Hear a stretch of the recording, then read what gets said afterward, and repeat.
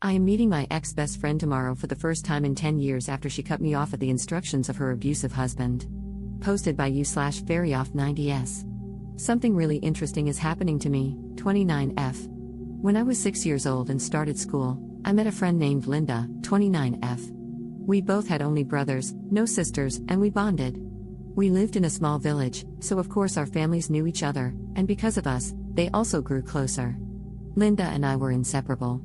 We went through high school together, same class, and even started our university studies in the same group. We made other best friends along the way in high school, 2 of whom I still talk to, and we were a really fun group.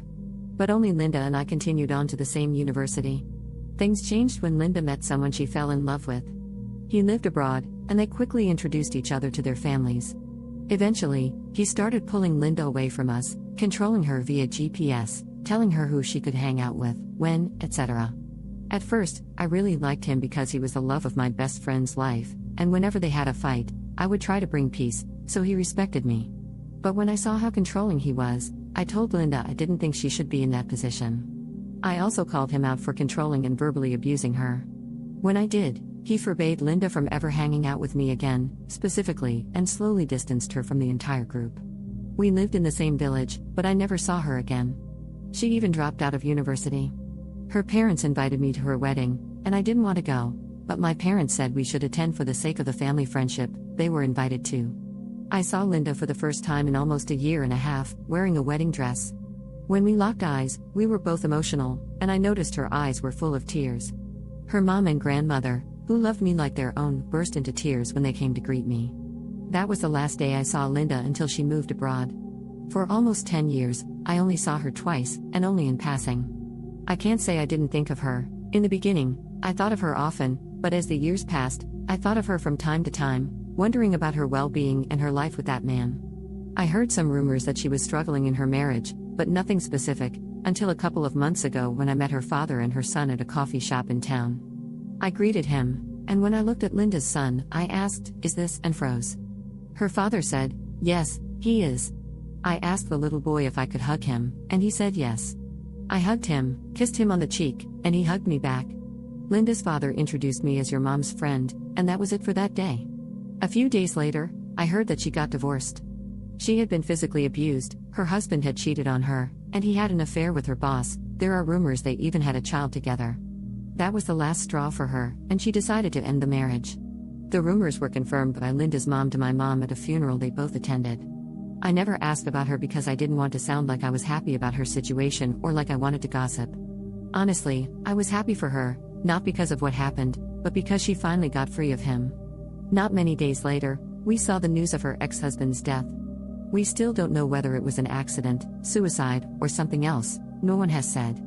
This brings us to yesterday, when one of our best friends, who is still my best friend, we'll call her Anna, saw Linda in town and decided to talk to her. She called me immediately after and told me everything. Linda was emotional and on the verge of tears when they met. They exchanged contacts and decided to meet for coffee, Anna, Linda, and me, tomorrow. Another one of our close friends who lives abroad and is in town said she would join too. I never imagined our group being together again, let alone me and Linda after 10 years of no contact. I thought I didn't feel love for her anymore. I didn't love her or hate her, but now I have this scary feeling about tomorrow, and something inside me is so excited. I feel like I'm about to meet my childhood self. I never hated her, and I was never angry at her for leaving me. I was angry at her decision to ruin the beautiful life she had created before he came along. I felt angry and sorry, only for her. But I know things happen for a reason, so I never judged her for her decisions. It was her life and her mistakes to live. None of us are perfect, and we all make stupid decisions. The thing is, the heart always goes back to its home. No matter her reaction, cold or warm, I'll still try to talk only about our childhood and the beautiful things we did. I want her to feel safe and to bring her just a glimpse of the beautiful life she had, in the middle of the hard times she's going through. I am so excited. Update 2 days later. Hi everybody, I hope you're all doing well. Some of you asked for an update about me meeting my friend. The meeting was yesterday, and it went better than I imagined. We had to meet after I finished my shift, and throughout the day I felt a mix of emotions. I didn't know how she would react when she saw me. Anna and she had scheduled the place and time to meet all of us, and when I got there, they were already talking and greeting each other. I told myself that no matter what, I would give Linda a warm and long hug, and after that, if I felt her discomfort, I would take a step back. She hugged me back, and at first, it felt good but a little strange, like I was hugging a stranger, but after a few seconds, it felt like I was hugging the Linda I know. We walked a bit until we decided where to sit for coffee, and I didn't want to ask anything about what she'd been going through. I wanted our first meeting to be filled with laughs and good memories. Anna didn't ask her either. We went straight to being our teenage selves, being silly and mocking each other, of course, in a good way. Linda initially seemed a little uncomfortable, because I know she felt guilty about how things ended between us, without an explanation, without saying goodbye, without any reason. But when she saw us being completely ourselves, like we used to be when she left, she started opening up, becoming more comfortable, and laughing with us. I didn't want to sound like I didn't care about her life at all, so I asked if she was working, how her son was, and other general things. When she started to talk openly, she was on the verge of tears but didn't cry.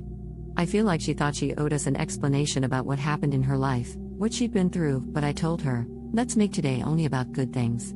Whatever happened to you is now gone, and I know you are so strong and so loved and supported, and I know you are in a better place than you were, and all I care about is this, seeing you well.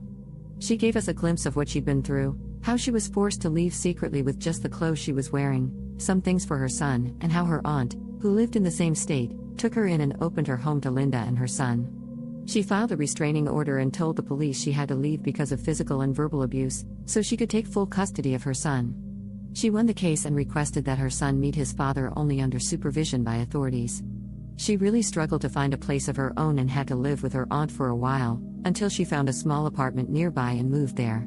She found a part-time retail job, and since then, Linda and her son have been living together.